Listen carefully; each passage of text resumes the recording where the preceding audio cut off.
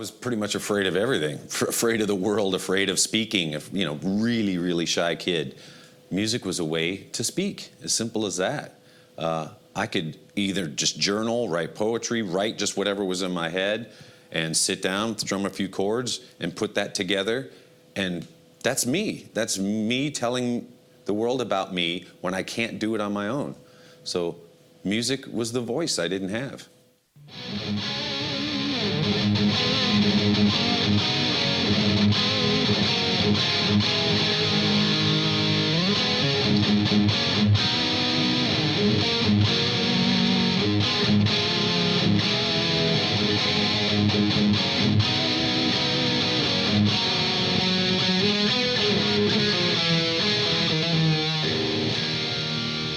Welcome to the MetalliDads podcast. I'm your host, Tyler Sanford. And I'm your other host, Blake Metallica. Thank you guys so much for joining us for MFF Mondays number 2. We did want to clarify that we had originally said that we were only going to do these once a month, but we had such a good response with our first episode with Josh that we just, I think we're going to go ahead and do this a couple more times a month. Just kind of sprinkle them in because it's just too much fun to just talk about random stuff with just anybody. And tonight we've got our good friend Dustin. How's it going, dude? Going well. How are you boys? Doing good. Thanks for joining us. He is with the Happy to see you. Metclub chapter, the Six Horsemen from Toronto. That's right. Well, man, just we're just gonna kind of kick things off with you telling us a little bit about yourself, how you got into Metallica, and we'll just go from there, man. Yeah. Well, thanks for having me. I'm happy to be here. I guess I got into the band. It wasn't anything overly special when I was younger, and I mean, like really, really younger, like first grade, second grade. I had an older cousin who was into the band, and he got into them from an older cousin that we both have, and so I got my first Master of Puppets CD when I was in like the second or the third grade, something like that, and I just listened the hell out of it. And I didn't really have like a whole lot of awareness of the band. Like I had like mixtapes and different stuff that I would hear. I saw the band when I was younger, and I didn't really appreciate it now. And I shoot myself in the foot every time I think about it because I didn't really appreciate the show for what it was. And the first couple of times that I had the opportunity to see them, it wasn't really until high school that it really took off. Some guys I grew up with, we used to have like a pretend jam band. So, like I wanted to be Lars Ulrich, my buddy wanted to be Kirk Hammett, my buddy wanted to be James Hetfield. And we were just like, okay, we're going to start a band and that's who we're going to be. And then in high school, we're like, why don't we actually start a band? So I picked up some drumsticks, the guys learned to play guitar, and we started off as like a Metallica cover band. And it kind of turned into kind of its own original thrash thing. And that's kind of where that got started for me. That's awesome. Do you play with, have you messed around with Lars' signature sticks at all? I have, actually. And a lot of people are probably going to hate me for this. I actually prefer Tommy Lee's signature sticks. They're made by the same company, but I find like for my particular hands, they feel a little bit better. But yes, I have used them. I do like them. His is the head stick brand is Tommy Lee's. Are they considered the long taper, the LT? Yeah. Okay. Yeah. I don't know. I mess around with Lars's a lot, and I like them as well. I haven't tried any other brand or any other version of those, so I might have to try those. What are they, lighter or little bit lighter? And they're like a gray metallic silver kind of color, so they kind of look cooler when you're playing them. No offense to Lars or nothing. I like the white tips, so yeah, I just think they look cool. But yeah, so that's awesome. Could you remember? I know you had said you started off early. Can you remember exactly what the very first show was?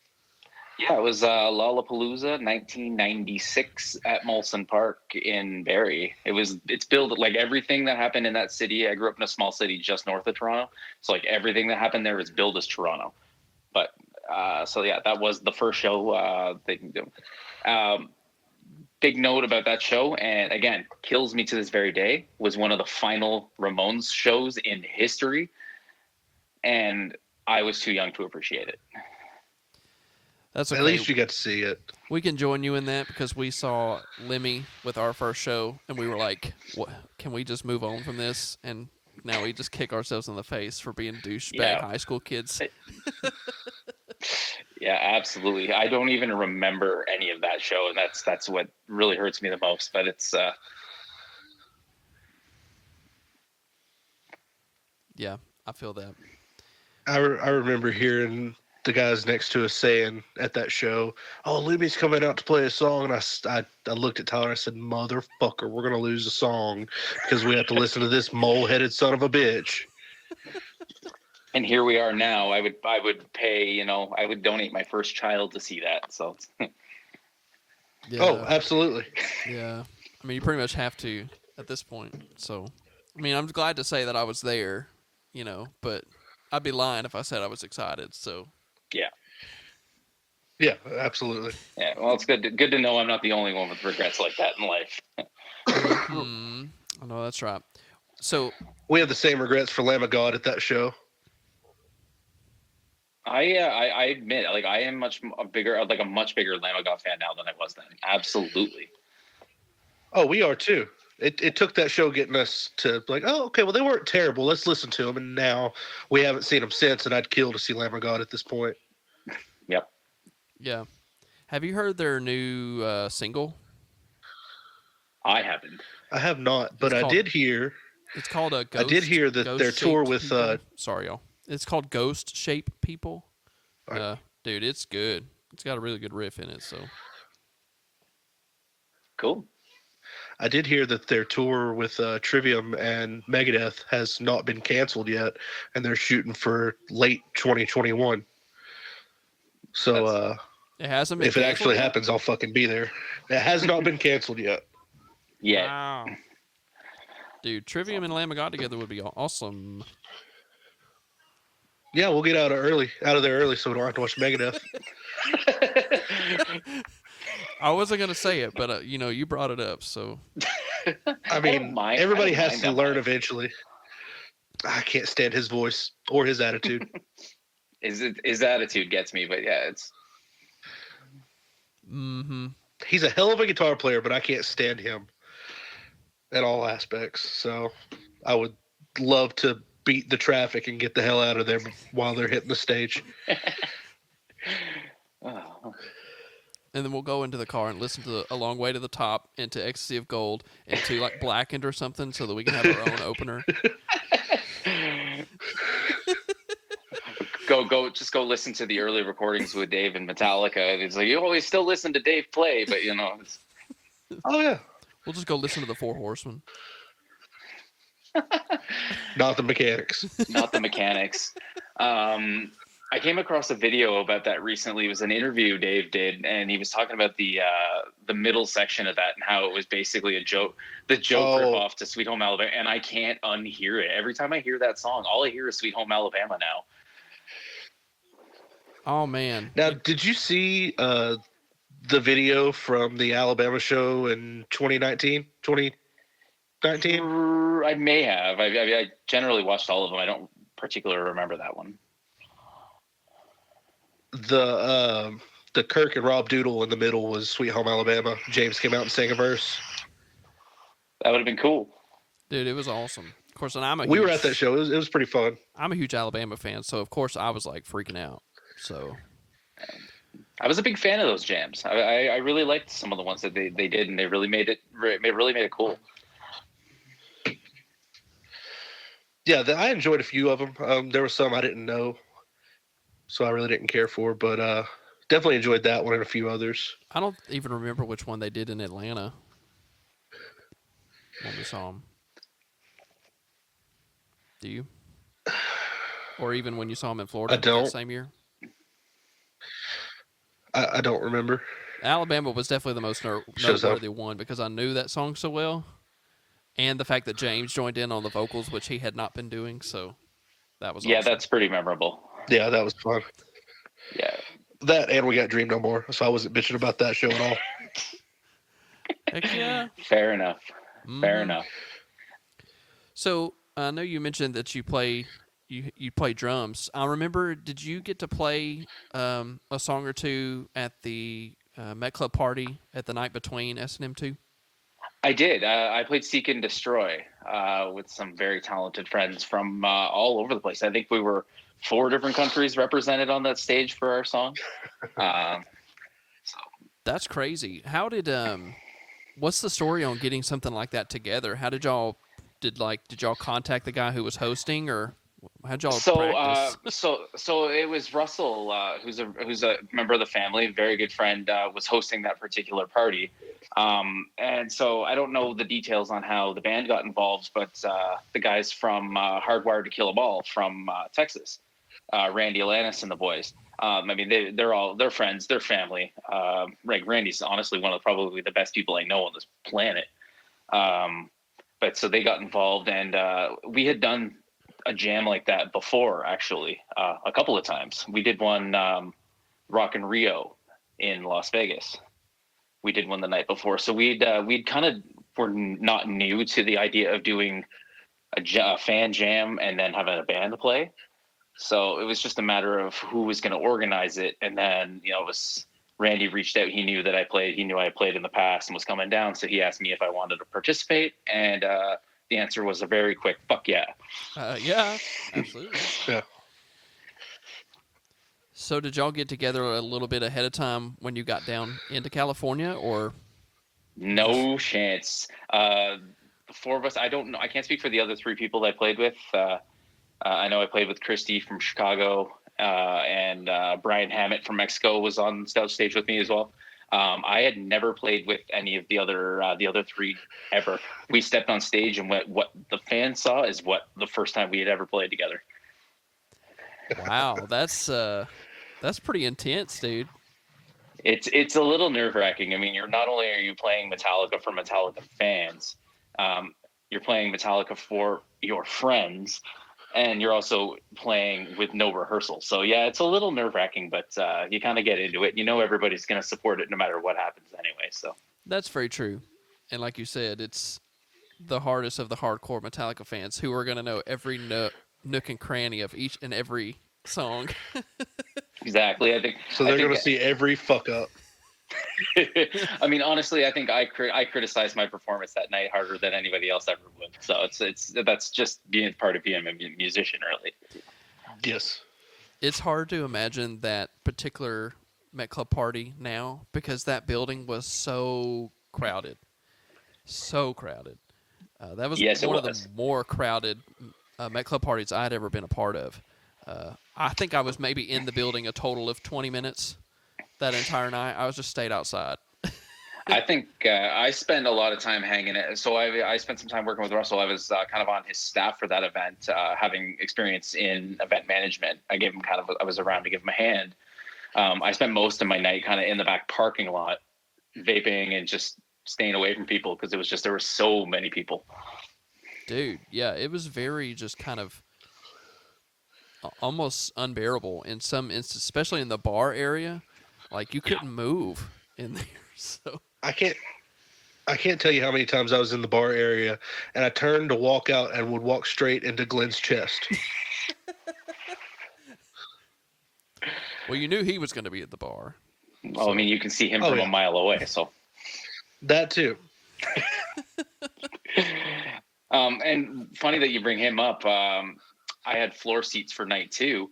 Had no idea who was sitting with me, and I sit down and I look over beside me, and who do you think is the 2 seats to my immediate right?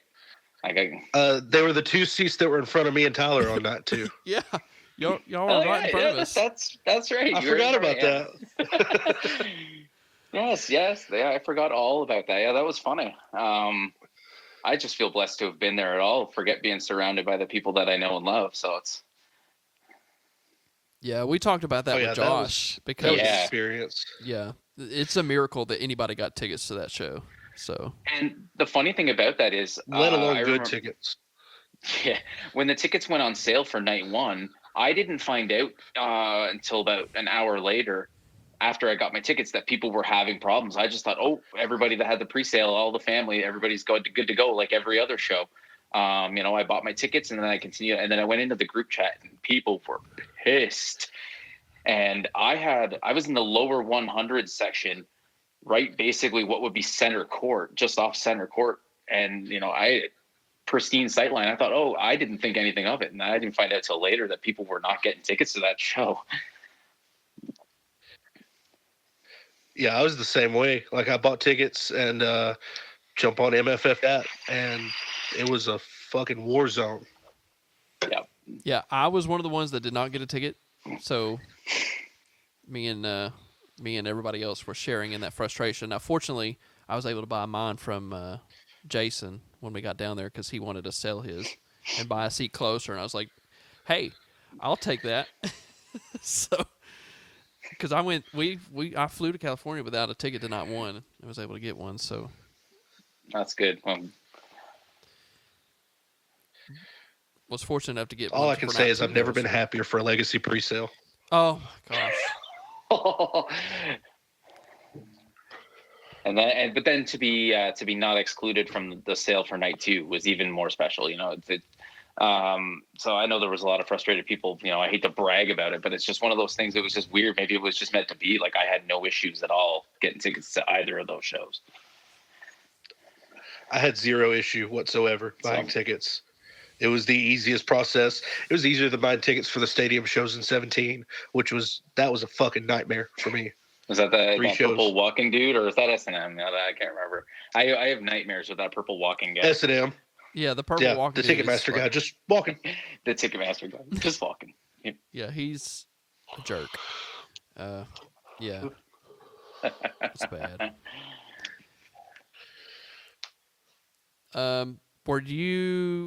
Did you get to go to, you said you've been to both Orions, right? I was at both Orions. Did we get to see you at that point? Did we know you? I knew, or I might have known Blake at that point. I can't remember. So I don't remember when I first met Blake, but once upon a time, I do remember when I was working for a theater company and we were doing a tour across the southern U.S. I do remember driving through Chattanooga and meeting up with this guy at I think it was a Krispy Kreme in Chattanooga, right off the interstate. I remember coming through and I was like, "Hey, you want to get together for coffee? It'd be good to see you." But I honestly don't really have a lot of recollection for my early days with Blake. Gotcha. Well, I know we were there. That was the first time we had met, so I don't think I knew you at that point. Well, so we were at both Orions. We were at Lollapalooza in, what was it, 16? 15. 15? I can look at 15. And then Heavy Montreal, too. We were there, too. Yeah, I was at Heavy Montreal, but I did not partake in what apparently was an epic party. Being so close, I came in on the day of the show, and I left. Still breaks my heart to this day. Like, Heavy Montreal is one of my favorite festivals. So now when I get 2 day passes and go down to that show every year. But no, that year I just came down and then I left. Yeah.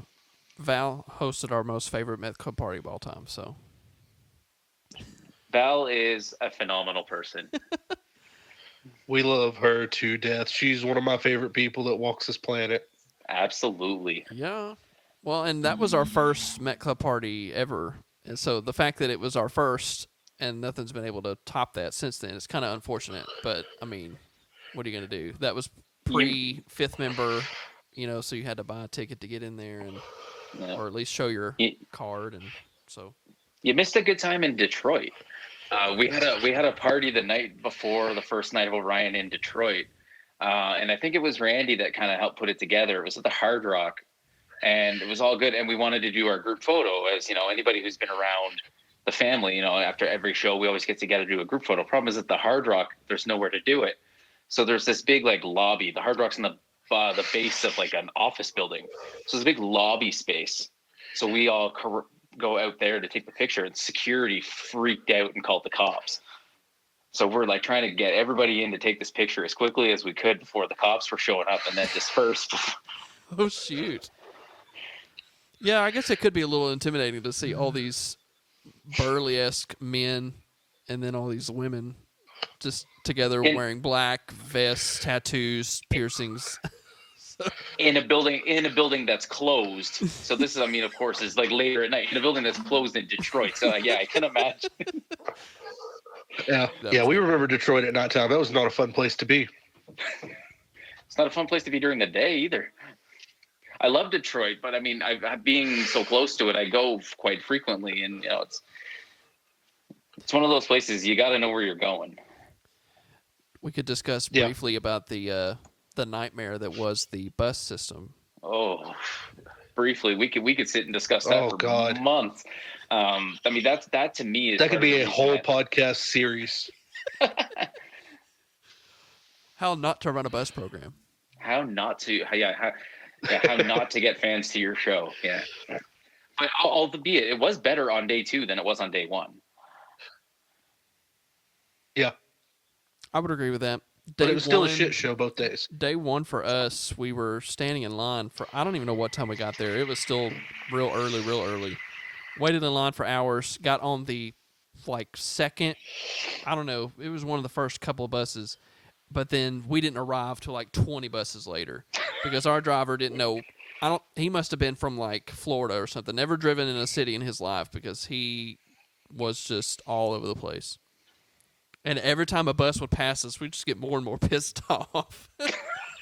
It's like, what the heck, man? We waited hours for these people to just cut line, essentially. What a nightmare. Yeah, it definitely made me miss Atlantic City. My hotel was right across the street. I got in the night before for Atlantic City, and I could hear the sound check happening on the stage across it because I kid you not, it was 200 feet to the gate from my hotel room. That's awesome. We stayed pretty far away. We stayed what felt like 2 hours away. It was pretty far away, and both times we drove. So we were driving cars with Georgia license plates, and got pulled over the first night we were there, for no reason. He just kind of pulled us over just to kind of check and see what was going on. So. Oh, I know how that goes. I used to live in Pennsylvania, just north of Philly, and I still have my Canadian plates on my car at that point. Jersey, they just love to pull people over.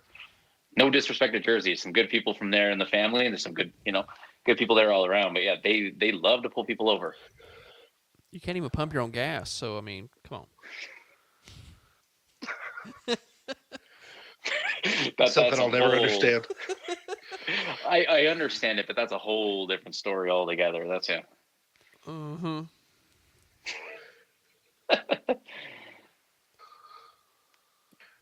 So we had talked about on our first episode, we had shared some crazy show stories that we had experienced. You and your particular line of work, is there anything that you can tell us about? It doesn't have to be Metallica related, but crazy things that have happened during a show that you've seen or witnessed that you'd like to share? Crazy things I've seen or witnessed. I've never really witnessed anything too insane. I mean, over the years, for people who don't know me, I work in audiovisual. I work in live music. Festivals in the summer is a big thing for me. I've seen people get assaulted. I've seen people, pass out from the heat, getting pushed up on the rail. I've seen that at shows I've been attended, but I've seen it being on the other side of the rail too. I've never really seen anything too crazy. Snoop Dogg bringing strippers on stage, it's probably about as crazy as it gets. Wow. Okay. That's interesting.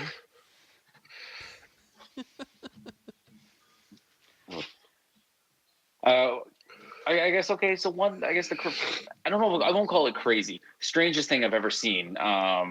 Voodoo Music and Arts Festival in New Orleans. Metallica covered for Green Day. I think it was 2011, 2012, something like that. And AC/DC comes on. All is good. We're all getting pumped up. Fades out. Nothing. About 10, 15 seconds of nothing. And maybe there was an issue, something, the band was delayed. But I shit you not, Symphony of Destruction started playing. Yep. So we went from AC/DC to to Megadeth into the Ecstasy of Gold. Oh no. What the fuck? And I don't know anybody else.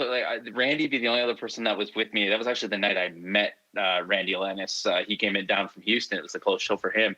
But I'm gonna have to try and find like tape, like see if I scour YouTube and try and find these videos. But yeah, that's that. So it's not a crazy story, but that's definitely the strangest thing I've ever witnessed at a show.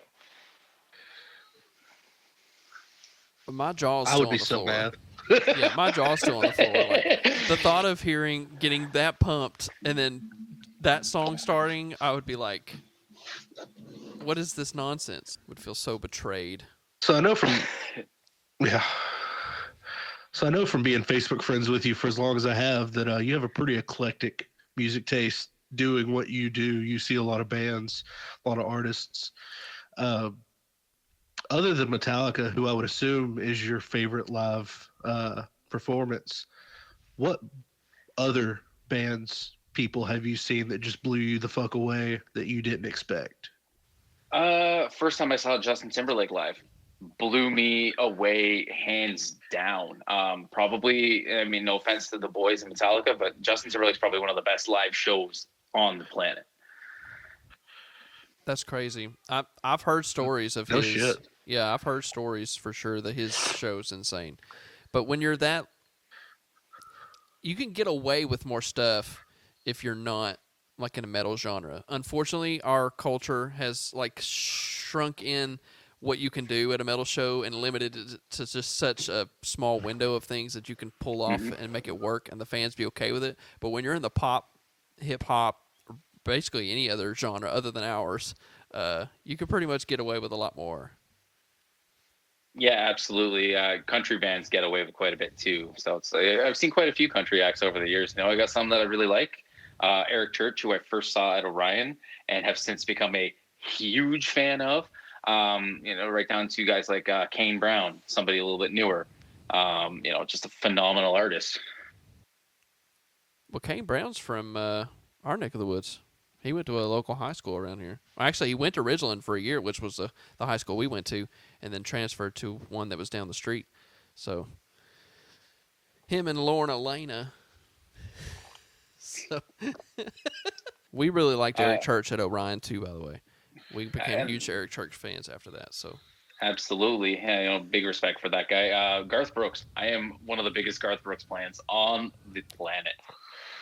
I will travel to see him the way I travel to see Metallica. I've heard he puts on a good live show. And it's cheap. It's affordable.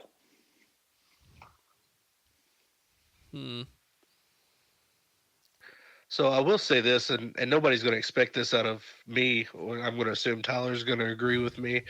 Other than Metallica, the best live show I've ever seen, Coldplay. Unless it's at the Super Bowl where Metallica's supposed to be, Yeah. But dude, Coldplay puts on one hell of a show. I really enjoyed that one. yeah. Outside of the Metallica realm, Coldplay for sure was just... Of course, we were big fans of Coldplay for years and years before we actually got to see him, so the build-up for that was, like, forever. Yeah. So, we saw them at... Also Muse. Muse put on a really good show. I forget that we've actually seen them. We met them.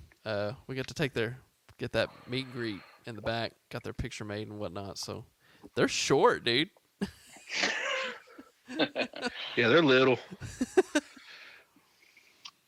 Yeah, there's in all realms of music, there's very few bands that like I don't really appreciate. There's a few that I just can't get into. A few that I've had that I won't discuss, that I've had run-ins with over the years that treated me like shit and treated other people like shit, and I don't buy into that rock star attitude. So the bands have lost my respect because of it. But like for the most part, for me, if a song or an artist hits me and I feel it in my gut, I don't care who it is or what genre it is, and I'll listen to it. Did you? What'd you think of Baby Metal at Heavy Montreal? See, I thought it was okay, but I also knew what I was getting into when they were playing. So. Yeah, we knew ahead of time as well. Fortunately, didn't get punked out like a whole bunch of other people. So yeah, if I didn't know, then it might have been a different story. But again, you got to appreciate it for what it is. It's something different, and that's the cool thing about festivals is it's not always. If I wanted to go and hear the same 10 bands I listen to all day, every day. I just do that. But that's one thing I like about festivals. And one of the things I liked about the Orion festivals was just no matter where you went, it was something different.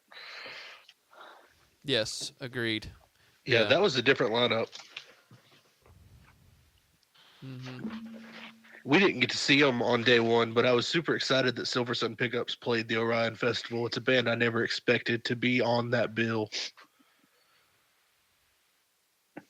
Modest Mouse was a band I never would have expected to play with Metallica, to be honest, but that's... I forgot, that too. I forgot they were there. Wow. Yeah. Is it embarrassing that I can't believe we didn't watch them. Yeah. Well, is it embarrassing that we did not stay for Red Hot Chili Peppers on that one? I did. Yeah, we left after the Dehon set, so we may lose points for that one, but it's okay.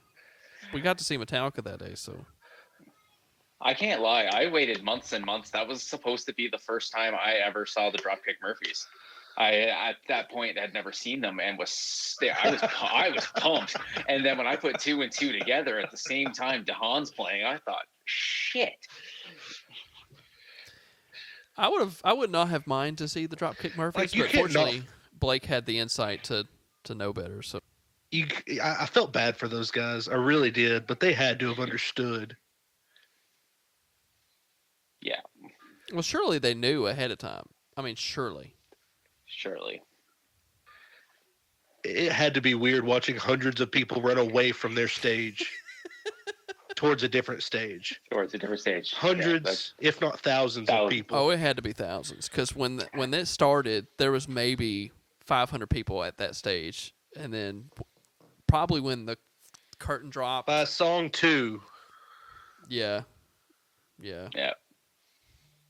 By song 2, it was a sea of people. and it, you know what? It ended up being one of the coolest little performances of all the times that I had seen the band. That was probably one of the coolest ones I had seen. Yeah, very unique. My only bitch about that show, the only thing I had to bitch about that show is he fucked up the lyrics to Whiplash, and that was the first time I ever got to see Whiplash, and he didn't say Metallica in the one song where they say Metallica. See, I have beef with that song live anyway, because no matter what recording, if you go back and listen to it played over the years, I mean, we all know that song's got 4 verses. That song, when they play it live, they skip the 3rd verse, go right into the fill for the solo, play the solo, and then play the 4th verse. So, yeah, I got beef with that song all around anyway. Yeah. Well, something else was going on that day for James during that particular show, because he was like pissed off about something. The way he kept looking at his audio tech during that show, I hope to God James never looks at me like that, because he was not happy, to say the least. I do remember there was a lot of feedback issues and stuff in the early couple of songs in that show. Pretty much, yeah. What about? I'm trying to think if there's anything else show-wise that we need to talk about. Too many shows to remember at this point. Yeah. How many shows have you seen, Dustin? I know it's a high number. It's 87. But Jesus Christ. To be fair, I always use the logic, because the big thing that came up in the summertime with the Pandemica show, and then with the All Within My Hands stream, was, what are we calling a show? What counts as a show credit towards your number? I always say, you can give credit to our good buddy Phil. If it ends up on iPalm, I count it as a show. So that's how I track, my shows and stuff like that. So my number's at 87, but to be fair, one of those was technically when they played Enter Sandman for Mariano Rivera's last game at Yankee Stadium. I was there. It's on iPalm listed as I saw the band play Enter Sandman. So, 86 shows, but I've seen them perform 87 times. It depends on which way you want to look at it. There you go. I like that. I don't think I've ever thought about it It's that still way. about 60-something more than I've seen. I've just been fortunate from where I grew up. If you look at a map in Toronto, I grew up right near Toronto, which, we get most major tours all the time anyway. I'm only 3.5, maybe 4 hours to Detroit. I'm an hour and a half from Buffalo.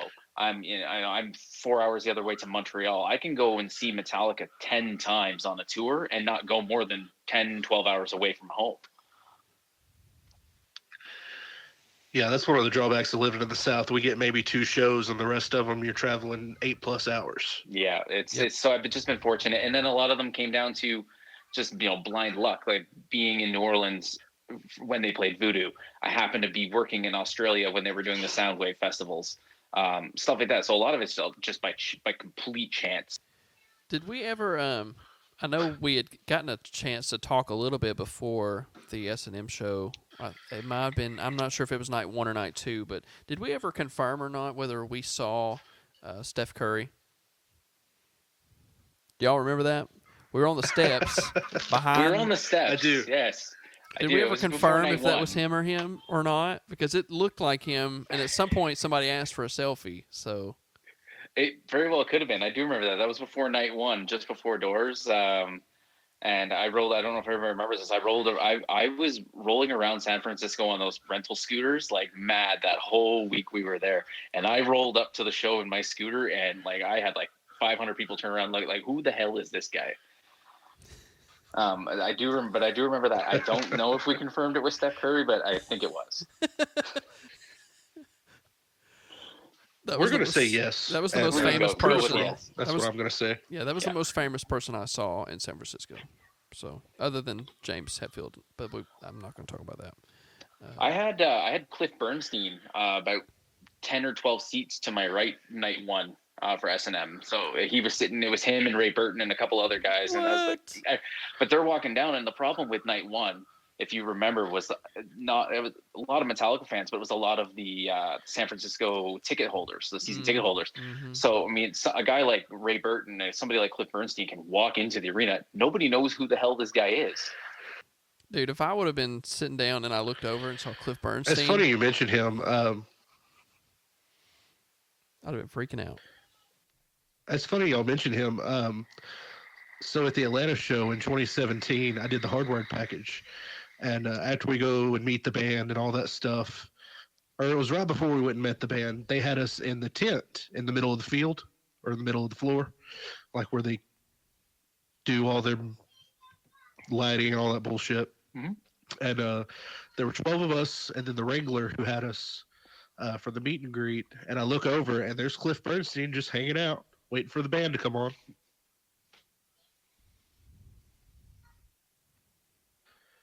I talked to him for a few minutes. He was a super nice guy. I kind of expected him to be a dick just from the way he comes off, but he was super nice. Yeah, I don't think he manages the biggest band of all time, but I mean, I don't think at the same time he's got that rock star attitude. I think part of his job is to be cool and to be calm. So I never actually met him, but I've been around him a number of times, and yeah, I always thought he just seemed like just such a laid back kind of guy. Yeah. Yeah. When I got there, I was supposed to be higher up, and I was just sitting in my seat by myself, just kind of waiting for the show to start, and somebody came in with their friend or whatever. They were like, "Hey, I've got this ticket that's down further. It's closer." Now, it was still like in the upper 200s, but they were like, "It's closer. Would you care to trade with me? Because I want them to be able to sit with me." And I was like, "Heck yeah, I'll move closer." So, of course, and then I'm like, "Is this ticket Run that legit?" shit. Yeah. Well, and at first I'm like, "Is this ticket legit?" But then, am I about to give up my seat? But shoot, I would have went and stood at the bar. I wouldn't have cared, just to be in the building for that. Yeah, just to be there was magical. Mm-hmm. Yeah, I've got some random video that I took from my what's it called? My little camera that I bought. GoPro. That's what it is. Mm-hmm. From my little GoPro that we took. Just some video of like inside the stadium and on the floor at night too. Being able to walk around. Like that was probably one of the more shocking things to me was that was just open access to just walk around the floor and see all the instruments up close. I've never been that close to Lars's drum set in my life. I have. I've actually been. I was on stage in Philadelphia during the Arena Worldwide tour, and yeah, there's anybody who knows me. That's actually, I think it's my Facebook profile picture right now, and me doing the selfie thing with Lars's drum kit. And I mean, as a drummer, I know that feeling that you felt being that close, and Yeah. Yeah, it was something else for sure. that was a nerve-wracking moment in Philly. I tell you, I'm not even a drummer, and I want to touch it. Yeah, for sure. So, we've talked about all kinds of stuff about shows and other kind of experiences, but I think we're ready to ask you our 3 questions. So if this is the first episode you're listening to, we are going to ask every family member the same 3 questions so that we can kind of get a good general census of where everybody's at. So the first question is, what is your dream set list? Oh, it's the impossible question, but I think I put it together. Much like you guys, like I just put fixer, and then maybe I disappear or something.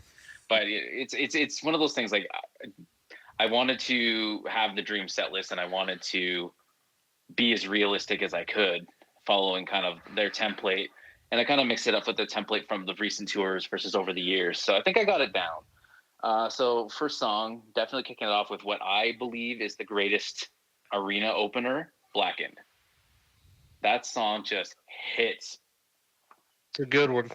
Yeah, that's going to end up probably being a pretty staple for an opener for Dream Set List, just because it works, no matter how many times you see it, because you can start with the tape and just kind of kick into it. So, yeah, absolutely. And going back to like the 2004 arena tour, my number 2 song, Fuel, Blackened into Fuel, is just it's a great transition.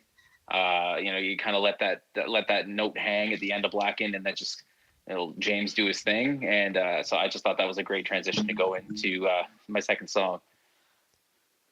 Yep, you're my new favorite person for sure. My next song, Ride the Lightning.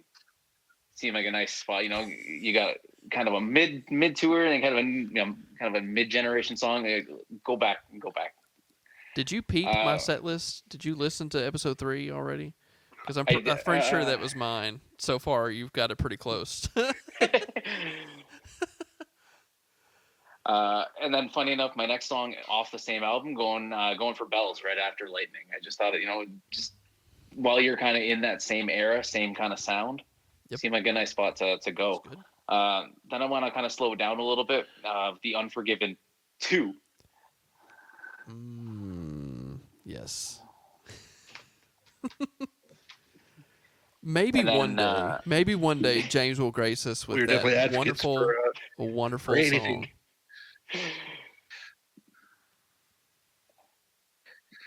Right. And then going on from there, I wanted to kind of go into an instrumental a little bit. And I was really struggling as to what I wanted to choose. And honestly, Orion, best instrumental I've heard. Mm-hmm. I love Cthulhu to death, but I just think Orion there's just something magical about it. Yep. Agreed. I mean, there's a reason I didn't name my kid Cthulhu, so. Yeah. Yeah, good luck your teachers reading that one off in class. Cthulhu? All right. All right. So we're Orion. All right, coming out of Orion, probably everybody's staple will be on, no matter who you ask this question to, is always going to be on the set list, Master of Puppets. Yep. But if you remember from the 2018 arena tour, with that extended outro to Master Puppets, kind of gave it something new and something fresh.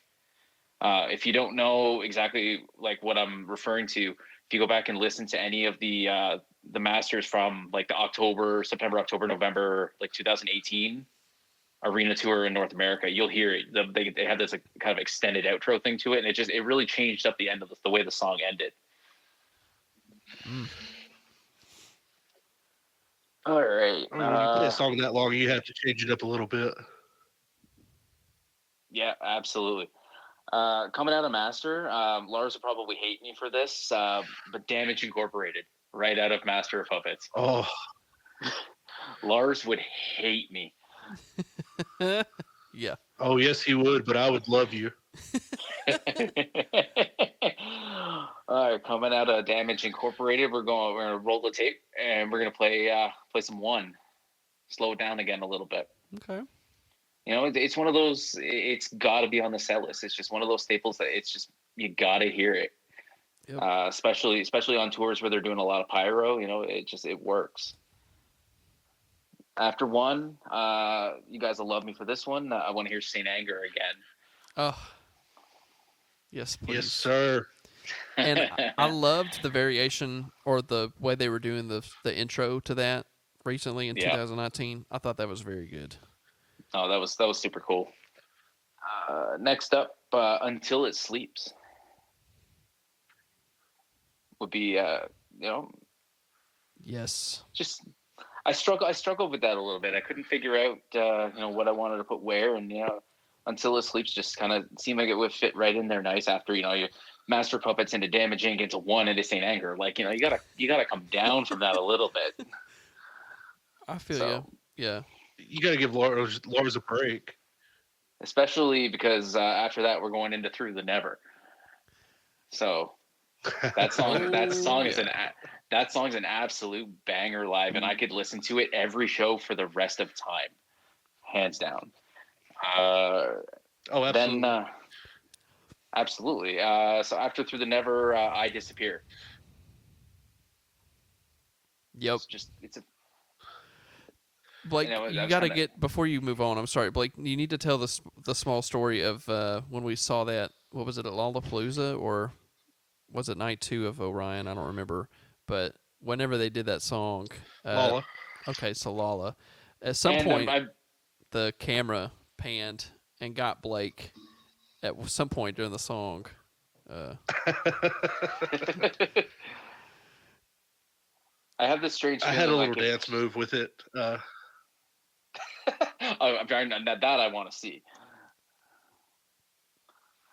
No, we definitely heard that night to Detroit Orion as well. So it's just one of those songs they pull out every now and again. Every time I hear it, I'm smiling ear to ear.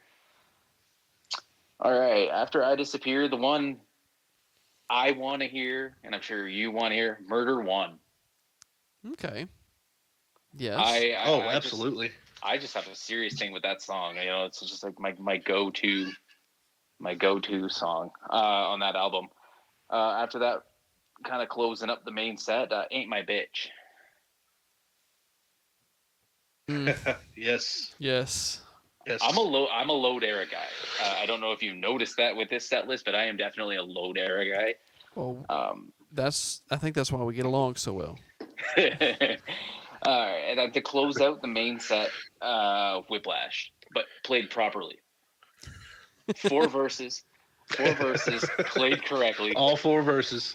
All 4 verses played correct. I have that problem with Blackened too. They don't play the second half of the guitar solo live, which has bothered me for the better part of 20 years at least.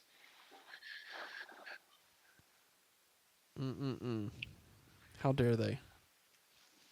So, coming into the 3-song encore set, I thought it'd be fun to start it with the Frayed Ends of Sanity. Kind of come right out, after a couple minutes of everybody cheering, kind of get everybody, cheering along and singing along. I thought it'd be a little bit of fun. And they tease that song all the time anyway. So Everybody the fact that they would their just, pants. the fact if they just kept going with it, it would just be even more of a surprise. Because everybody everybody would just think, oh, it's just the teaser version. Nope. Exactly, and that's play the whole and that's thing. right at the point of the song where they do that. So,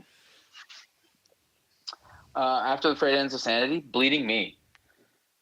You build it up, bring it down again. Oh, in the encore too, man. In the encore too. Oh,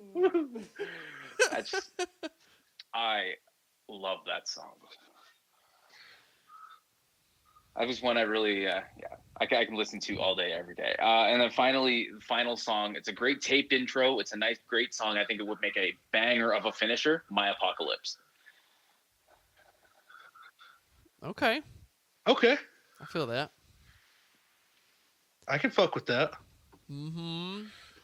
I ended my set list with Spit Out the Bone because I have not heard It's that not song what I've yet. heard as a suggestion, but See, I won't say too much, Tyler, to break your heart, but I was excited to hear "Spit Out the Bone" and incredibly let down by it. And it wasn't the song; it was because of the way the song was recorded. There's just so many layers of guitars in that song that they can't duplicate live. That I personally didn't like it. But not to say it's not a great song. It's not a great song live. I just personally didn't like the way it sounded live. I didn't think I didn't think it transferred from album to live very well. I don't think I've paid attention to that, so I'm glad you've kind of set me up for that because I would be super disappointed if it didn't sound exactly the way I wanted it to. So I've heard that before, that it didn't live up to live expectations. Yeah. Well, we said that too about we did our album review of Load on episode 3, and we talked about that's how it would be for a lot of those songs on Load, and that's why they haven't played them, like Cure or Poor Twisted Me and all those songs. Just kind of, I don't know, or Thorn Within. Just probably wouldn't translate well. So yeah, no, even something like Ronnie, I don't even think would translate well, even though it's such a basic song. I don't give a fuck how well it translates. I need them to play it just once. I wanted to put on my set list. I wanted to put Escape only for the reason that if it was only ever played twice, I would have been there to see it played both times. that's true. Yeah. My brother is that would have been my logic too. My brother is a huge fan. He wasn't in Atlantic City, and he's still pissed that I brag about seeing Escape live because to this day that bothers him. Yeah, I would hold that against everybody too. I do. So okay. I mean, is there any better feeling than telling somebody who likes Metallica that you saw a song that they didn't? Fair enough. That's how everybody is with us and Saint Anger songs. So yeah, I saw Escape. And they're like, oh yeah, well I've seen Saint Anger, Frantic, Dirty Window. Don't remind me. I saw all of them. That's what I tell them. Go fuck themselves. It was acoustic, but I don't care. I saw Lars do the drum part to Anesthesia. Okay, so what now? I've seen him fuck that up. If you go back and watch that recording, he came in way too early. Oh, really? I don't think I noticed that. Yeah, go back and watch that from Orion when the DeHaan set that Rob wasn't quite there in the song yet, and Lars tried to count it in. Awkward. Yeah, I thought you were talking about S&M too. I was like, I didn't notice that. I love Lars, but he's not perfect. Oh no, yeah, I forgot. I didn't mean to say I forgot about Anesthesia at S&M too. I just didn't, because it wasn't the band playing it. I didn't really associate it with them. But yeah, that was one of the cooler things. That's funny. Oh, Lars. Oh, Lars. All right, so that was question number 1. So question number 2 is, if you had to erase one album from Metallica's history, what would it be? And it cannot be Lulu or Garage Days. So. All right. I warned Blake about this, that somebody was going to hate me for this answer, and I like to stir the pot. Anybody who knows me. If I had to get rid of one album, Death Magnetic, it's gone. Ooh. Yeah, shots fired. I know. That hurts a and little bit. A lot of it's personal. For me, I love the album. I love the songs. I love everything about the album. But it doesn't. Those songs don't mean to me what the songs from the other albums do. And I think a lot of it has to do with the early 2010s, like from the Magnetic tour and onward, is when I really started to see the band a lot on the same tour. And I think I overheard a lot of the songs that they were playing from that album. So I think for me, it personally kind of turned me off that album a little bit. And that's the issue with seeing a band so many times on the same touring cycle.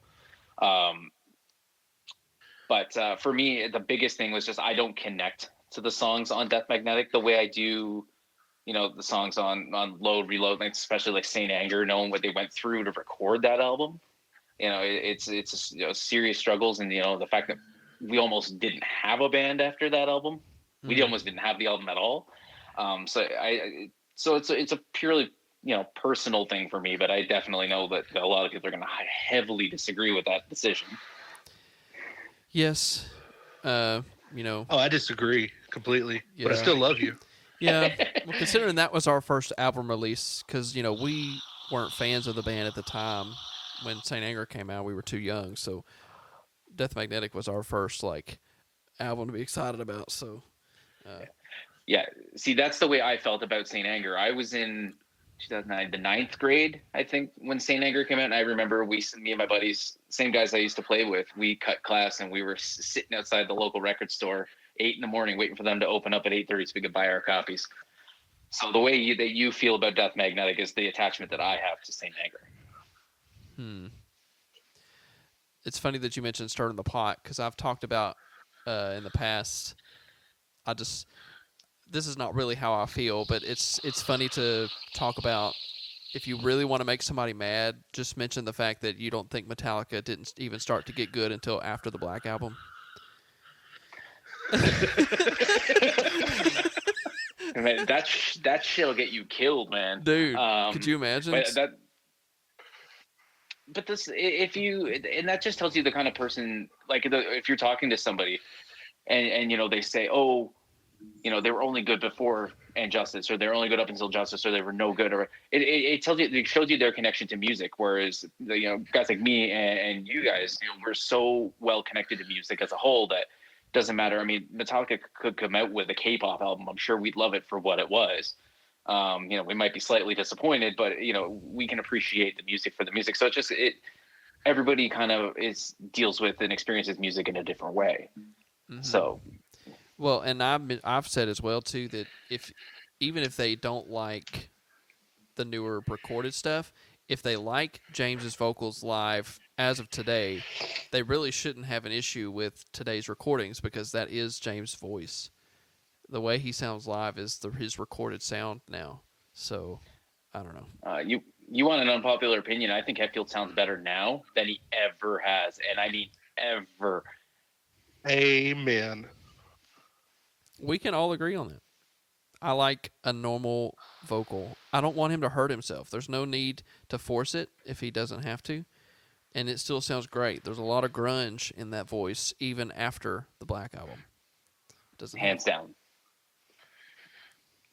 Yes. So, everyone that has stopped listening, we'll see you later.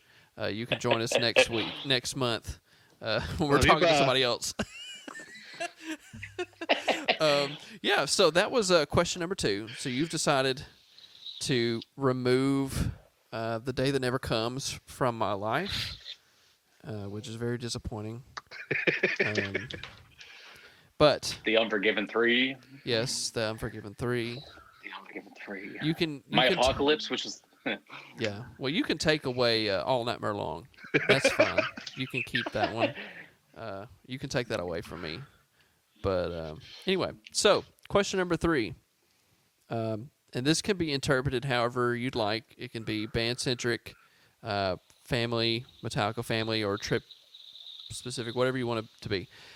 Question number 3 is, what's been your favorite experience associated with seeing Metallica? So it's not like a one-off thing. It was it's like a 2-week period. It was one experience. So in 2018, October, I took a couple of weeks off work. I didn't have the luck of having a black ticket. So I just bought tickets to the 6 shows closest to me all in a row. Left home, spent, I think it was 12 or 13 days going to 6 shows.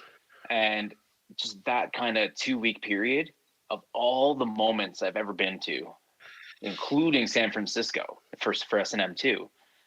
That 2-week period is like the most special kind of thing, because I had who did I have? I had John Bidwell and Rob Bradley in my car for 2 weeks. Rob jumped off to fly home kind of after Charlotte, but I had the same guys, so I traded them. So when, they had the hotels booked, I drove the car and put the gas in the car. So I slept on the floor for a good couple of weeks. And just every night being surrounded by the same people and stopping off to do different things. So, my first night on that tour was Pittsburgh. Showed up, did the kind of a little walk around, did the show. Next night, went and hung out with Jim Brewer just outside of Pittsburgh for one of his shows because he was doing comedy nights on the off nights. So we were supporting him. Next night was State College, Penn State University. So same. So it's just always being around the same people. Then we all make the however long it was, the 8-hour drive down to Charlotte, North Carolina, and we had a party down there with that chapter and those lovely people, and so it's just night after night. It was just the same people around me for 2 weeks. It was just like a magical experience. Yeah, and I know there's a lot of people that will hear this and think the same thing, that most of the time, or most likely when we ask that question during these, it's going to be travel-centric or just family-centric in general, because, you can experience something insane at a particular show, and it can stick with you forever, but it's the moments with the community in general that's very unique. And as many bands as I've seen, the community is nowhere near the volume or compassionate about their band as it is Metallica. So, hands down. Yeah, it's kind of crazy, especially, and I don't know if I think it really came to fruition for me to see it when Lars was talking about or picking out all the flags on night 2, and just kind of like that particular show felt good because you had to be technically a 5th member to buy a ticket, but it's free. But it just felt different than the other show because I feel like the band treated it differently because of who was in the room. It's like they knew. Obviously they knew, but I could tell they treated it differently than night 1. It was just felt more. I don't know. There was more of a connection, especially during the Memory Remains that lasted like 2.5 minutes after the song was over. I remember like almost being in tears when that happened. But a lot of what you're saying, the band being into it, has to do with the type of people that are there. And that night 2 was mainly fans. You had to be a member of the club to get tickets. So it was just the energy. Night 2 just was so much better. But that's summed up. I don't know if you made it out to the that park outside the arena when we were all chanting Metallica, and that's in the European soccer chant. That summed it up. Just Yeah, they showcased that at the end of the movie, right? They actually used my footage at the end of the movie. So if you watch the credits, I'm actually credited above Q Prime and Cliff Bernstein in the credits for S&M 2. That's crazy. I think I remember the story of that video being from you, but I don't think I realized that your credit was above theirs. So that's funny. Yeah. So about a week after the shows, I was on. I don't know. We still call it PPM? I'm posting me the forums on the old Metclub, and I remember the guys from the club were asking for footage, and I had it, so I sent it in to them, and I go, yeah, okay, cool. That was I never heard anything more. And I remember being at my movie theater the first night S&M 2 was playing, and my buddy was across town, and his movie theater must have been about 5 minutes ahead because my phone blew up. I had no idea. And my phone just blew up left and right in group chats and this and that. And it just said, dude, your name is in the credits, man. Your name is in the credits. And I was like, bullshit. And then I watched it. That's unbelievable. That's kind of cool. Still waiting on my check, though. Yeah. That moment was kind of crazy, though, too, to see everybody chanting that. It was. I'm sure San Francisco was like, can we get these people out of here, please? And like by that I don't know, if you ever get a chance to go down to like Brazil or even like Mexico, like that vibe that we had that night outside is what the vibes inside those shows down there are like. It's just, I've never seen passion from fans like I have in like Mexico City or in Rio. Like that's just passion to a whole new level. Yeah, I would agree with that for sure. Especially, and you can see it in videos too. We would like to at some point be able to travel outside the country again.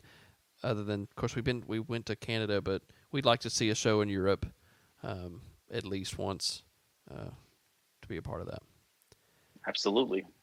Let me know. I'll come with. Okay.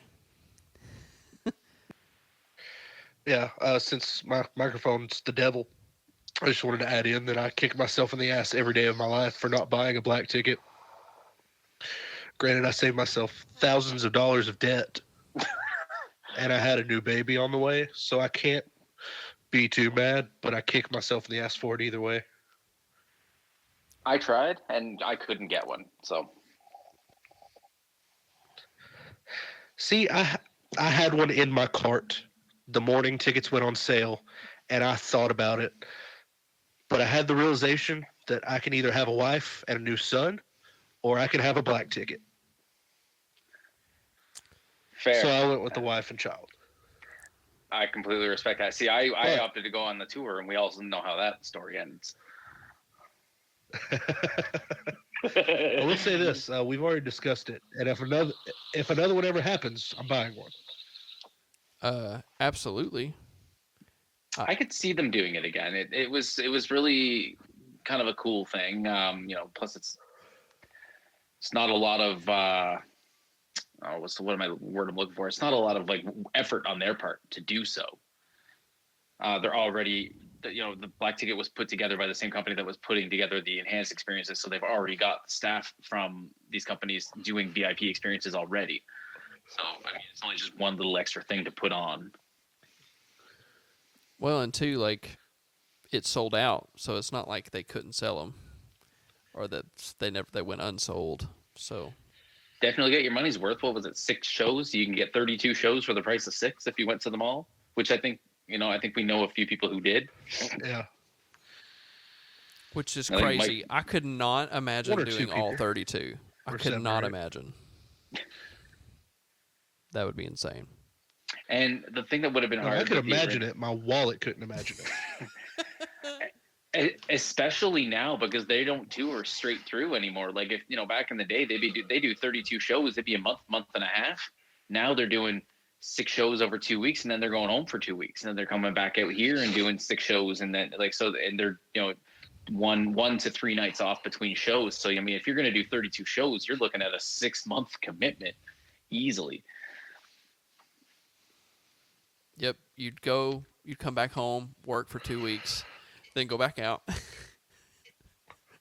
I want to know who you're working for if they let you do that, and are they hiring? Right. He's not hiring, but my boss would totally let me do that, I feel like. But that's the perks of working at a tattoo shop. He would, yeah. You'd have to take your cards with you. Yeah. Call it a business trip. Yeah. I'm here on behalf of... Ooh, I could write that off on taxes. Hey, there you go. There you go. It's that time of year, too. Well, all right. Yeah. Well, I think that's going to just about do it. Thank you so much for hanging out with us, Dustin. We'll have to shout you out in the comments or in the description, your Metclub chapter and all that. And Blake, did you have any other closing statements you'd like to make? I hope the next time I see you, Dustin, is on the rail and not over a computer screen. Absolutely. I would agree. Thank you. Thank you both for having me. It was great to see you guys and hang out with some friends for an hour. I missed you guys both. I missed all of the family tremendously, and we'll see everybody soon. That's when my favorite part about doing these is just being able to talk as if, because we'd have these conversations, if we were at a show, just not in front of a microphone. So it's just being able to reminisce and kind of pass the time.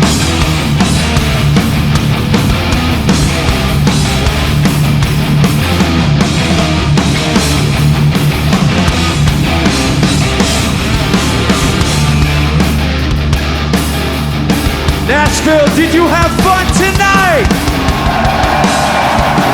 Thank you so much. Follow me. Hey, hey, hey, hey, hey, hey, hey, hey, hey.